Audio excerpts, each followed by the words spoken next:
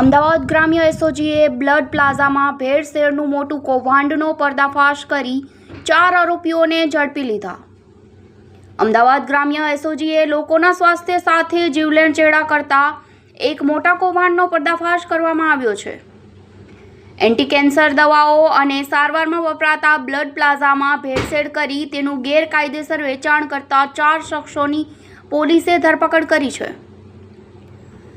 ગ્રામ્ય એસપી ઓમ પ્રકાશ જાટે જણાવ્યું કે મુખ્ય આરોપી દિનેશ ચૌધરી અને તેના સાથીદારો મોહન ગાયકવાડ, રફીક ખલીફા તથા જીતેન્દ્ર સોલંકી છેલ્લા 6 મહિનાથી આ કૌભાંડ ચલાવી રહ્યા હતા. આરોપીઓ એન્ટી કેન્સર કંપનીના અસલી બ્લડ પ્લાઝામાં ચોરી કરી તેમાંથી પ્લાઝમા કાઢીને તેની જગ્યાએ નકલી પ્લાઝમા ભરી દેતા હતા.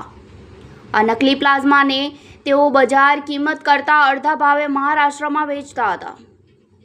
એસઓજીની ટીમે આ સમગ્ર રેકોર્ડનો પર્દાફાશ કરી આરોપીઓ પાસેથી 11 લાખની કિંમતની કુલ 1140 પ્લાઝમા બેગ જપ્ત કરી છે.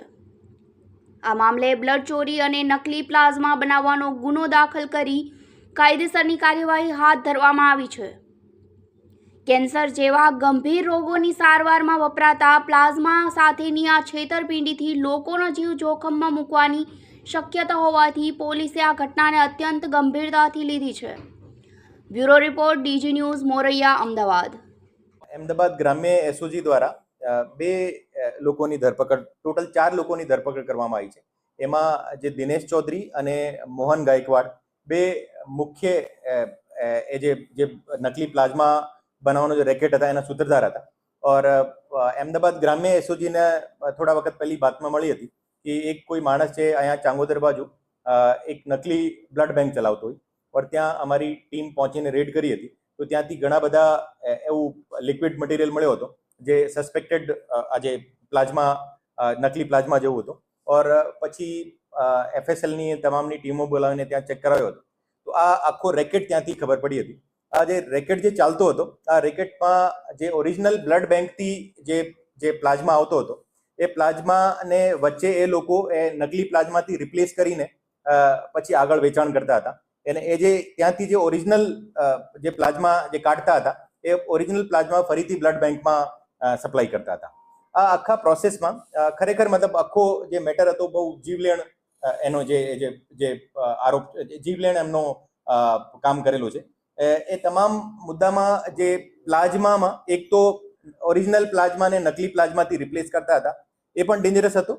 અને એને સાથે સાથે જે ઓરિજિનલ પ્લાઝમા એ લોકો જે ચોરી કરતા હતા એ ચોરી કરીને એ લોકો નોર્મલ જે આઈસ બોક્સમાં રાખીને ફરીથી બ્લડ બેંકમાં પહોંચાડતા હતા. તો પ્લાઝમાનો જે સ્ટોરેજનો સિસ્ટમ છે, એનો જે પ્રોટોકોલ છે, એ પ્રોટોકોલમાં એનો કન્ટિન્યુઅસ ટેમ્પરેચર મોનિટરિંગ હોવી જોઈએ. એટલીસ્ટ -18 ડિગ્રી સેલ્સિયસ એમનો ટેમ્પરેચર હોવું જોઈએ.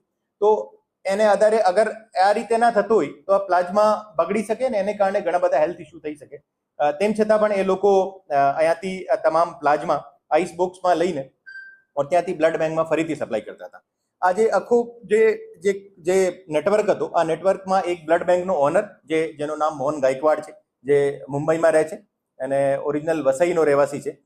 એ ઘણા બધા પહેલા બ્લડ બેંક સાથે કામ કરેલો હતો અને પછી પોતાનો બ્લડ બેંક ચલાવતો હોય. और એને સાથે સાથે દિનેશ ચૌધરી જે જુદી જુદી ફાર્મા કંપનીઝમાં એક પ્લાઝમા કલેક્શન એક્ઝિક્યુટિવ રીતે કામ કરતો હતો. અને ત્યાંથી એ જે પ્લાઝમાનો આખો પ્રોસેસ સમજીને એને સાથે જોડાયો હતો. और ત્યાંથી એ લોકો જે આખો એ નેટવર્ક ઉભો કર્યો હતો. ખાસ કરીને આ લોકો જે બ્લડ છે તે કલેક્શન ક્યાંથી કરતા હતા? મતલબ કે આપણે કીધું પ્રમાણે અસલી પ્લાઝમા બી આ લોકો લાવતા હતા, તો કોની પાસેથી લાવતા હતા? આજે જે આખો સિસ્ટમ હતો એમાં એવું હતું કે જે ટ્રાન્સપોર્ટેશન ને વખતે જે 2 ડ્રાઈવર અને એને સાથીનો જે ખલાસી છે એ પણ એમાં સાથે ઇન્વોલ્વ હતો. એનો ખલાસીનું નામ છે રફીક સાલમભાઈ અને જીતેન્દ્ર બલદેવભાઈ સોલંકી. એ બંને ધોળકાના રહેવાસી છે. તો આ જે દિનેશ ચૌધરી છે એ બંને લોકો સાથે સંપર્ક કર્યો અને એ લોકો કન્ટ્રીના જુદા જુદા બ્લડ બેંકથી જે પ્લાઝમાના બેગ્સ લાવતા હતા.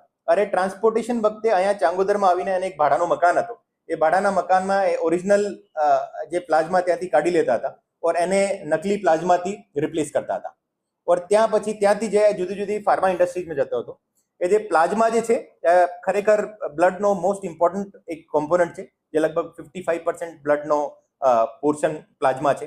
ઓર એમાં ફાર્મા ઇન્ડસ્ટ્રીમાં પણ એનો ઘણો બધો યુઝ છે, ઓર એને સાથે સાથે પ્લાઝમા ટ્રાન્સફ્યુઝનમાં પણ યુઝ થતો હોય છે. ઓર એને એ જે ફાર્મા ઇન્ડસ્ટ્રીમાં એનાથી જે ઘણા બધા એન્ટી કેન્સર ડ્રગ જે છે એ પણ એને બનાવવામાં યુઝ થતો હોય છે. તો આ રીતે આ ઘણા બધા લોકોની હેલ્થને સાથે ચેડા કરતા હતા. આ પ્રકારની આ આખી ટોળકી હતી.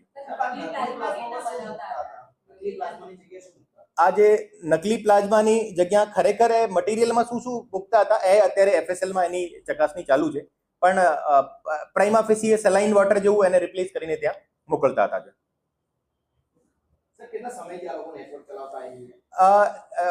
નેટવર્ક જે છે છેલ્લા 6 મહિનાથી ચાલતો હતો. ઓર એમાં જે ઓરિજિનલ પ્લાઝમા જે છે એનો લગભગ 2000 થી 5000 ની રેટ હોય છે માર્કેટમાં, depending on the quality of plasma.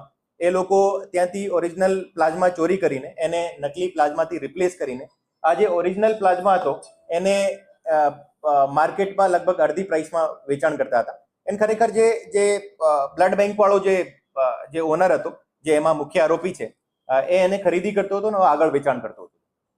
લોકોની સ્વાસ્થ્ય સાથે શું છેડા કહી શકાય? કારણ કે જો આ પ્લાઝમા કોઈ કેન્સરની દવા બનાવનારે વાપર્યા છે અથવા તો ડાયરેક્ટ પ્લાઝમા કોઈ દર્દીને ચડાવે છે, તેની શું આડઅસર થઈ શકે? જે રીતે હું કીધું હતું કે જે પ્લાઝમા બહુ એક મેજર ઇમ્પોર્ટન્ટ કમ્પોનન્ટ છે, જે આપણો એન્ટી ઇમ્યુન જે આપણો ઇમ્યુનિટી સિસ્ટમ છે, આ ઇમ્યુનિટી સિસ્ટમ આખો પ્લાઝમા ઉપર ડિપેન્ડ કરે છે. જે કોઈને પણ હિમોફિલિયા હોય, બીકોઝ એમાં ક્લોટિંગ ફેક્ટર પણ છે, અને કોઈને પણ જે એન્ટી ઇમ્યુન ડિઝીઝ હોય, એવું કોઈ ડિસઓર્ડર હોય, તો એમાં પ્લાઝમા ટ્રાન્સફ્યુઝન કરતા હોય છે. ઓર એ લોકો જે અહીંયાથી જે ઓરિજિનલ પ્લાઝમા કાઢીને વગર પ્રોટોકોલ એની સ્ટોરેજ કરતા હતા, તો એને કારણે પ્લાઝમાની ક્વોલિટી ઘણી બધી બગડી જતી હતી. ખરેખર કેટલાક દર્દીઓને આ રીતે